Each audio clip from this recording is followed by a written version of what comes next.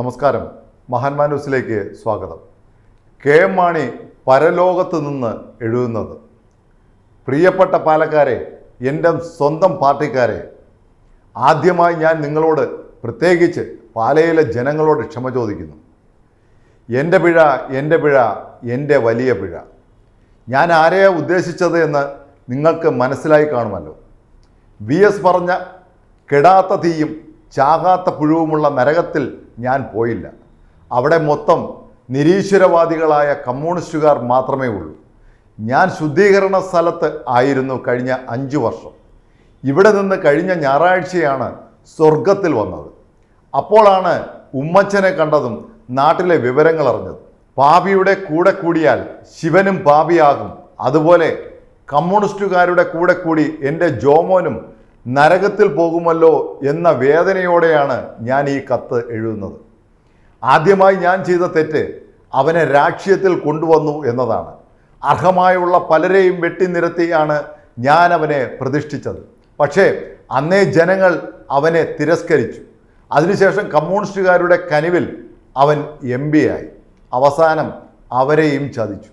അവൻ കെടാത്ത തീയും ചാകാത്ത പുഴുവുമുള്ള നരകത്തിൽ, അതായത് AKG സെൻട്രലിലാണല്ലോ എത്തിപ്പെട്ടത്. കേരളത്തിൻ്റെ മുഖ്യമന്ത്രിയാകാനുള്ള എൻ്റെ മോഹം തല്ലിക്കെടുത്തിയത് ജോമോനാണ്. അതിന് ഞാൻ നിങ്ങളോട് ക്ഷമ ചോദിക്കുന്നു. 2019 UPA അധികാരത്തിൽ വരും. അപ്പോൾ ജോമോൻ ഒരു കേന്ദ്ര സഹമന്ത്രി കിട്ടും.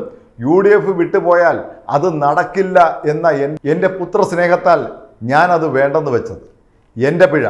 അവസാനം ഞാൻ കോഴ മാണിയുമായി. എൻ്റെ മുഖ്യമന്ത്രി സ്ഥാനവും അതിൻ്റെ കേന്ദ്രമന്ത്രി സ്ഥാനവും 3G ആയി. എൻ്റെ മകന് രാഷ്ട്രീയം എന്നത് കേവലം അധികാരവും കാശുണ്ടാക്കാനുള്ള മാർഗവും മാത്രമാണ്. നമ്മളുടെ പാർട്ടിയുടെ അടിസ്ഥാനമായ അധ്വാനവർഗ സിദ്ധാന്തം അവന് എന്താണെന്ന് പോലും അറിയില്ല. ഇപ്പോഴും കേൾക്കുന്നത് അവൻ നമ്മളുടെ സമുദായത്തെയും പ്രവർത്തകരെയും വഞ്ചിച്ചുകൊണ്ട് വർഗീയ പാർട്ടിയായ BJPയിലേക്ക് ഒത്തുപോകാൻ തീരുമാനിച്ചു എന്നാണ്. ആ പാവം ചാഴിക്കാടനെ അവൻ നല്ലതുപോലെ പറ്റിച്ചു. ഇപ്പോൾ പാർട്ടി ചില പുതുപ്പണക്കാരുടെയും വളർച്ച മുരടിച്ച മദ്യത്തിനും മയക്കുമരുന്നിനും അടിമകളായ കുറച്ചു പേരുടെ കൈകളിലാണ്. വീട്ടിൽ കയറ്റാൻ കൊള്ളാവുന്ന ഒരുത്തൻ പോലും ഇല്ലാത്തത് കൊണ്ടാണ് അവൻ പാലയിലും ചാഴിക്കാടൻ കോട്ടയത്തും തോൽവി ഏറ്റുവാങ്ങിയത്. കൊള്ളാവുന്ന പിള്ളേരെല്ലാം ഔസേപ്പച്ചൻ്റെ കൂടെ പോവുകയും ചെയ്തു.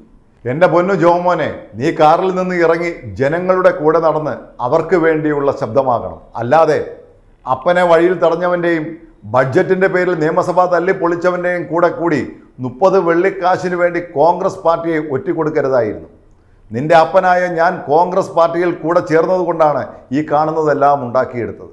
UDF എന്ന കുടുംബമാകുമ്പോൾ ചട്ടിയും കലവുമായാൽ തട്ടിയും മുട്ടിയും കിടക്കും, അത്രയേ ഉണ്ടായിരുന്നുള്ളൂ. പക്ഷേ കമ്മ്യൂണിസ്റ്റുകാർ നമ്മുടെ പാർട്ടിയെ ഇഞ്ചിഞ്ചായി തീർക്കും. ആദ്യം പാല, പിന്നെ കോട്ടയം, അവസാനം നമ്മുടെ പാർട്ടി പണ്ട് മന്ത്രിയായിരുന്ന സുരേന്ദ്രൻപിള്ളയുടെ അവസ്ഥയാക്കും. അതുകൊണ്ട് നീ നല്ലതുപോലെ ആലോചിച്ച് പാലാ പള്ളിയിൽ പോയി ഒന്ന് കുമ്പസാരിച്ച് ഉചിതമായ തീരുമാനമെടുക്കണം. ഇതാണ് കത്ത്. നന്ദി.